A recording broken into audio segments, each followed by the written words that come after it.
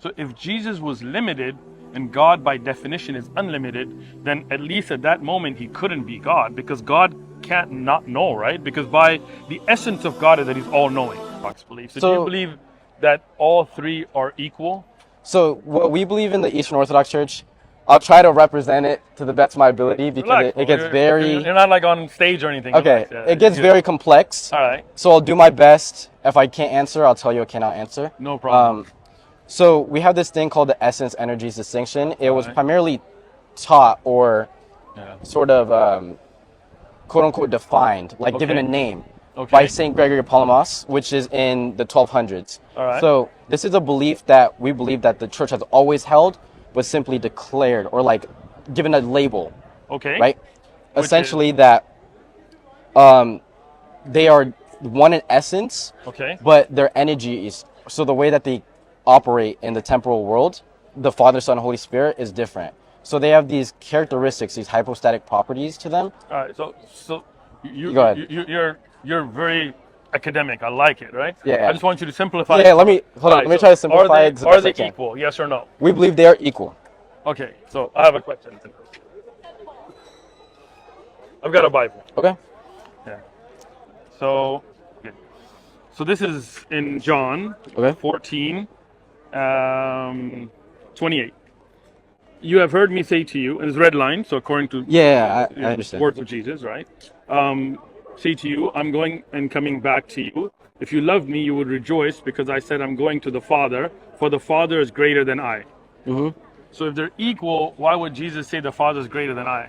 Well, I don't think that's necessarily about like their importance. I just think it's a demonstration of Jesus being humble when he's in the temporal world.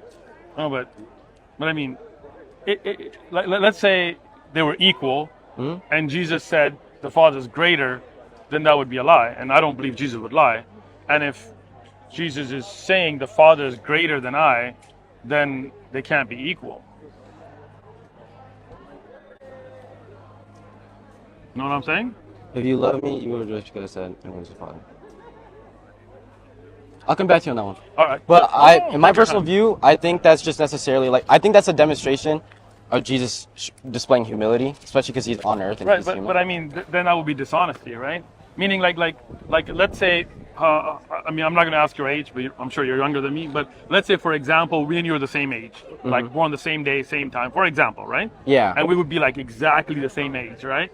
And somebody asked me who's older, and I was like, just out of being humble, I would say he's older. But the reality is that we're both exactly the same age. That would be a lie. So I mean, you could be humble, but if Jesus, and it's not one verse, there's many verses where Jesus say the Father is greater than I. It's the Father's will, not mine, right? So here, from a scriptural perspective, I see a hierarchy. Right? And this is, I mean, I went to a lot of different churches, so I always ask these questions. And like you said, Protestants and stuff, they would just come back with it's a mystery, just believe, don't ask. And I mean, I appreciate that you're going to look into it. And again, I'm not putting you on the spot. No. Look into it, come back. Yeah. So another question I would have is, I think we would agree that God is all-knowing, right? Right? Sure. Okay. It did that the Son doesn't know when. Yeah. So you know, this is Mark 13:32, right?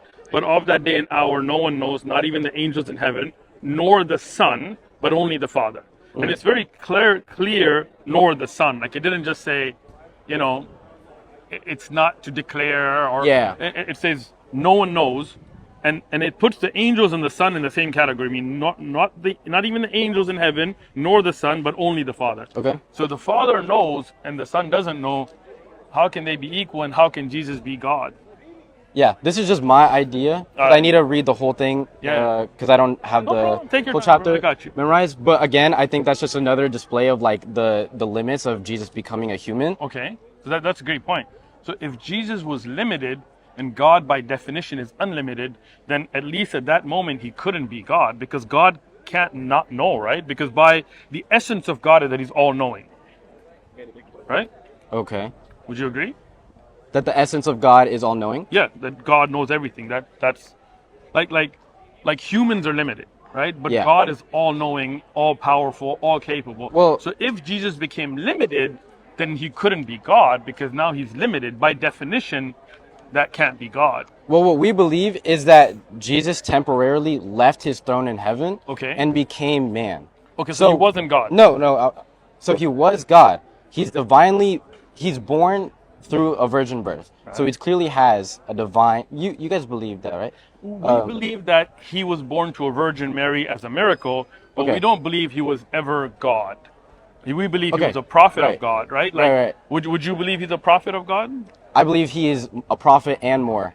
I do believe he's God. Right, but think about this, right, Jared? I mean, it's like just between me and you, like if Jesus became man, and man has shortcomings like not knowing things, not being capable, not being in power, then at the same time for him to be all powerful, those definitions just can't be. It's like a square circle, right? Well, I think if you look in the bigger picture and the whole story of the gospel, so the idea that why Jesus has to be God and man in our belief set is that he has taken upon human nature and divine nature. So essentially he has experienced, or he has been tempted with all the sins that we as humans have been tempted with, but also divine in that his sacrifice and his resurrection is enough to essentially like cover our sins, right? Okay, so there's a lot to unpack there, but I just want to answer one thing you said. You said Jesus was tempted with all the sins, right? Yeah, if you look in, I think it's Matthew 4. Yeah, I saw that. But look, this is the New Testament. In James, it says, "For God cannot be tempted." Okay. So Jesus was tempted, as you said, and God cannot be tempted, according to the Bible. How can Jesus be God? Go ahead. That's why I keep the book on. Yeah.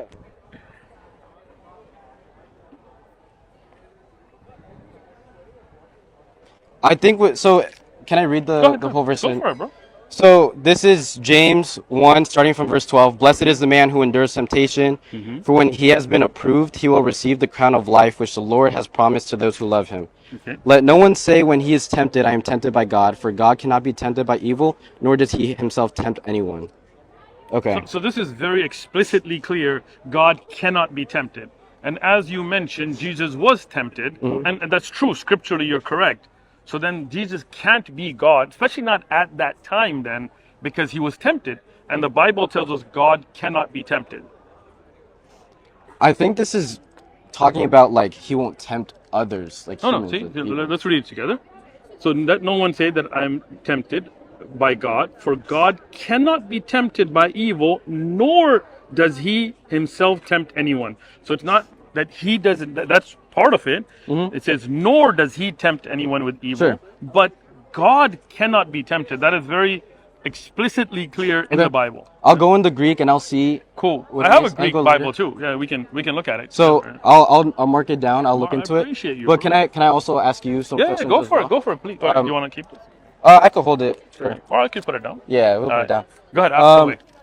So I'm still on my journey learning about what Islam is about. Getting to Islam, I like that, man. I don't know about that yet, but on a journey.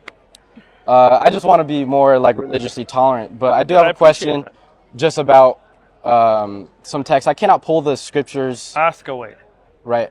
Are you familiar with the verse where it tells the Prophet Muhammad, like, if you do not know something, refer to the people of the old book? No, I mean, I can actually. Can you hand me my Quran? It's my backpack. No, to me, the blue one.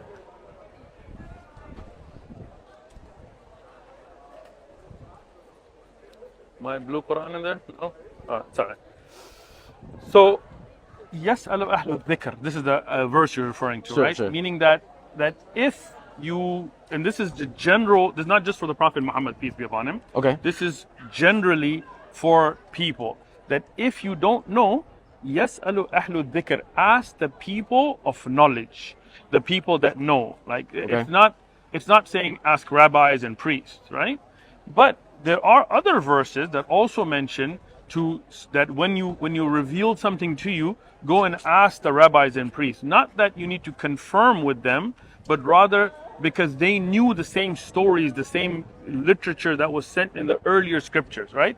Meaning, David, Moses, Abraham, we believe in them. Christians believed in this. Jews believed in this, right?